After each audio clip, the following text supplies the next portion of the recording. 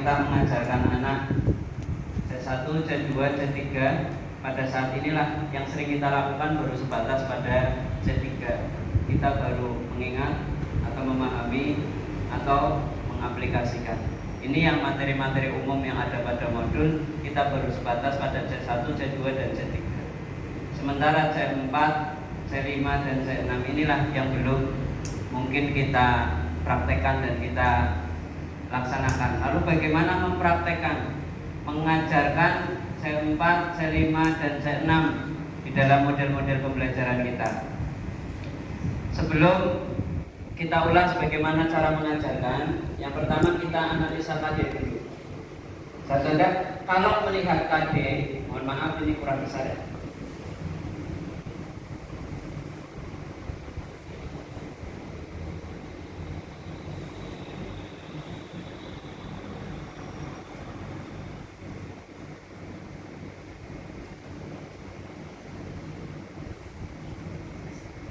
Perhatikan. Kurang besar.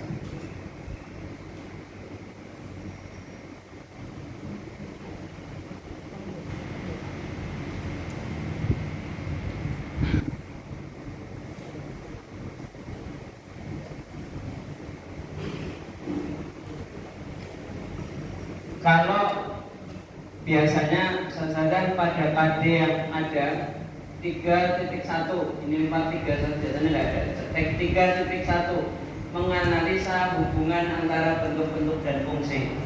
Kalau KD ini bunyinya menganalisis, maka kita harus membuat sendiri indikator-indikator 3 ini supaya ini tercapai.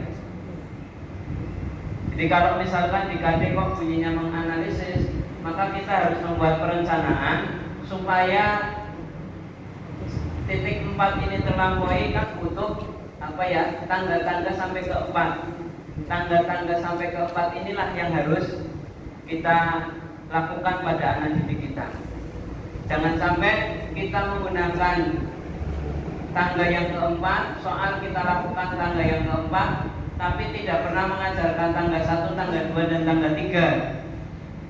Maka yang terjadi anak akan mengalami kesulitan. Termasuk AKM yang terjadi saat sekarang ini. Hampir semua soal-soal AKM pada saat menganalisis, hampir semua soal-soal AKM minimal pada dataran tangga menganalisis. Kalau analisis ini diujikan kepada anak-anak kita, sementara anak-anak kita tidak pernah kita ajari tangga 1, tangga 2, dan tangga 3, maka yang terjadi anak-anak akan mengatakan itu bukan soal kami, itu bukan soal yang bisa kami kerjakan. Makanya kemarin hasil analisa PISA, kenapa Indonesia sampai tingkat ketiga peringkat paling rendah? Padahal secara materi Indonesia itu 99% materi PISA itu sudah diajarkan di SD kelas 1 sampai kelas 6. Sementara Australia itu cuma 60%, bahkan 40% materinya top. Jadi materi yang diajarkan ke anak-anak Australia itu cuma 40. Sementara Indonesia hampir semua materinya sudah diberikan. Tapi hasilnya ketika mengerjakan tes-tes PISA, kita kalah jauh. Kenapa? Karena kemampuan tangga 1, 2, dan 3 tidak dilaksanakan. Kita baru sebatas mengajarkan 1, 2, 3, sementara soalnya sudah 4, sehingga pengembangannya nggak ada. Dan 1, 2, 3, tangga 1, 2, dan 3 ini sebenarnya tidak harus diajarkan, tapi bisa diperoleh anak secara mandiri lewat literasi. Bisa diperoleh anak secara mandiri lewat mencari informasi-informasi yang lain. Maka nanti PPL itu bagaimana merancang sebuah proses pembelajaran yang kita mungkin nggak perlu mengajarkan 1, 2, 3, tapi perlu mematik anak supaya punya kemampuan 1, 2, dan 3, atau memfasilitasi anak supaya melakukan 1, 2, dan 3, tangga 1, 2, dan 3. Itu PPL. Di PPL itu kebanyakan bagaimana cara, misalkan kita yang kita bidik ini anak mampu menganalisis, kita nggak perlu menerangkan 1, 2, 3, tidak perlu diterangkan, tapi diberikan, difasilitasi anak-anak itu supaya secara secara tidak sadar mereka sebenarnya sedang melewati 3 tahap tadi. Makanya kenapa Mas Menteri Nadiem itu mengharapkan kita mampu literasi, baik literasi digital, literasi numerasi, literasi lain sebagainya. Karena dengan itu tidak perlu kita ajarkan lisan. Anak-anak sebenarnya sudah punya kemampuan untuk itu. Tapi bagaimana mematik ranah-ranah itu supaya mampu menganalisa, inilah yang mungkin perlu kita ajarkan kepada anak-anak kita.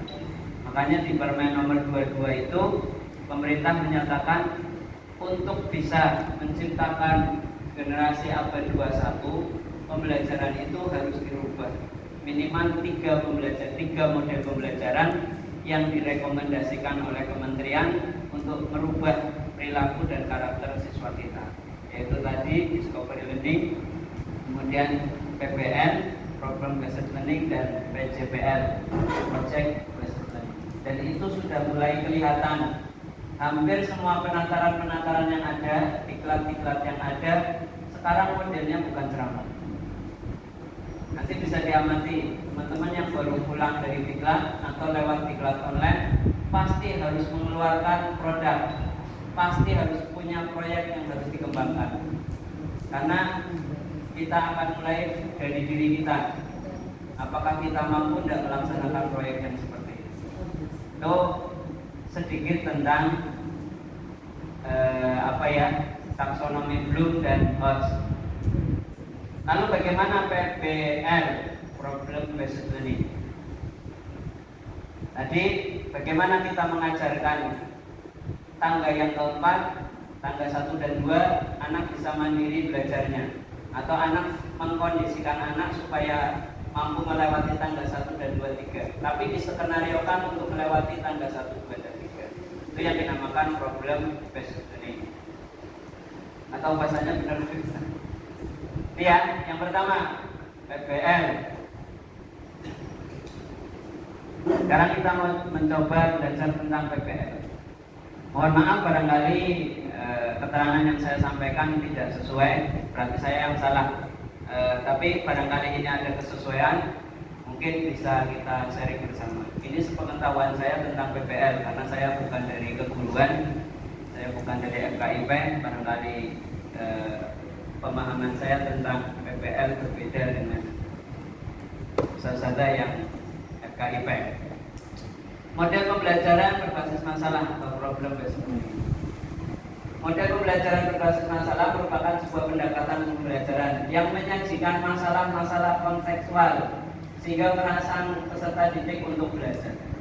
Jadi yang diajarkan pertama, tampilkan masalah yang lagi ngetren, atau tampilkan masalah yang mungkin menggelitik anak-anak kita untuk belajar. Kalau dulu bahasa di quantum learningnya, bikin materi atau kasih stimulus yang tahu apa manfaatnya bagiku. Jadi bikin stimulus yang anak-anak perhatian itu bermanfaat untuk diri. Maka biasanya ditampilkan dulu, sajikan masalah-masalah yang konseptual.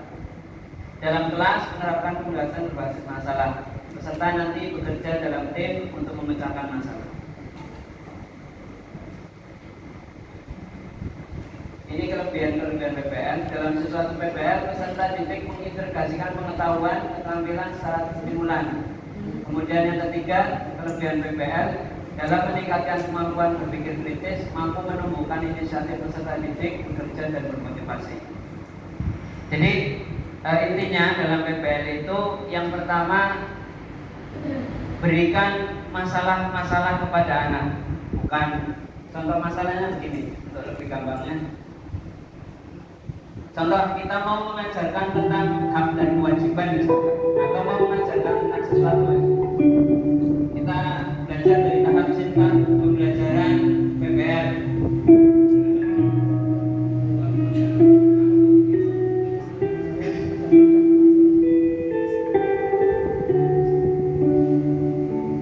Jadi kita analisa KD-nya, apakah KD itu pada titik berapa? Ternyata KD itu pada titik ke-4 misalkan. Kita akan belajar tentang sampah, hak dan kewajiban misalkan. Tapi berkaitan dengan sampah, keluarkan dulu stimulus tentang sampah. Misalkan ini sampah menjadi permasalahan dan pernah tuntas. Kebiasaan masyarakat membuang sampah sembarangan sebagai pemicu pencemaran air, pencemaran yang melibatkan beberapa kualitas kesehatan yang ini disampaikan anak-anak. Hari ini kita akan belajar buat pengemudian. Ini ada permasalahan sekitar sampah, dibaca bagaimana kata jadi. Baru kemudian dibimbing anak untuk mengidentifikasikan masalah. Jadi setelah tadi ditampilkan atau diberikan lembaran isinya tentang sampah dan permasalahannya, baru kemudian anak-anak kita bimbing untuk mengidentifikasikan masalah. Anak setelah melihat bacaan tadi, kira-kira mengapa orang membuang sampah sembarangan? Biarkan tidak jauh dulu. Apakah yang terjadi bila sampah bertumpuk? Bagaimana cara meningkatkan kesadaran? Bagaimana cara mengatasi sampah? Bagaimana cara memperlakukannya? Kapan dan di mana? Ini yang akan menjadi permasalahan. Tapi tidak disampaikan jawabannya dulu. Jadi nanti kita akan belajar ini, baru dibentuk kelompok. Dibentuk kelompok, nanti tiap-tiap kelompok disuruh memecahkan masalah ini, disuruh menjawab permasalahan ini. Jadi misalkan ini dibagi 4 kelompok. 4 kelompok sudah ada identifikasi masalah yang dibikin oleh guru. Kemudian silakan anak-anak ini didiskusikan bersama teman kalian untuk menjawab permasalahan ini. 1, anak melakukan literasi, membaca permasalahan yang terjadi. Setelah literasi, membaca apa yang terjadi atau yang perlu dilakukan, kemudian mengidentifikasikan masalah, berkolaborasi dengan teman untuk memecahkan masalah itu.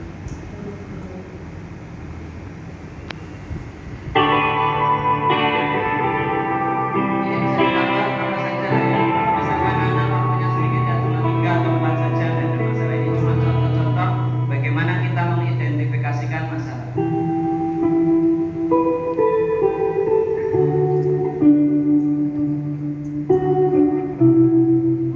Melakukan strategi masalah. Nanti kira-kira permasalahan itu tadi bisa anak-anak pecahkan lewat apa? Kalau dia butuh literatur, kita harus menyediakan literaturnya. Kalau anak-anak butuh bacaan yang lain pada saat nanti mengerjakan itu, maka kita siapkan. Jadi tidak dibiarkan liar. Jadi tidak dibiarkan anak-anak liar mengerjakan sana, kerjakan sendiri, enggak. Tapi kira-kira untuk menyelesaikan tadi masalah-masalah tadi, anak-anak butuh literatur apa? Kita sudah memfotokopikannya, dibagikan. Ini untuk memperkaya kalian. Jadi anak akan berlatih mengelompok, membahas permasalahan-permasalahan yang ada.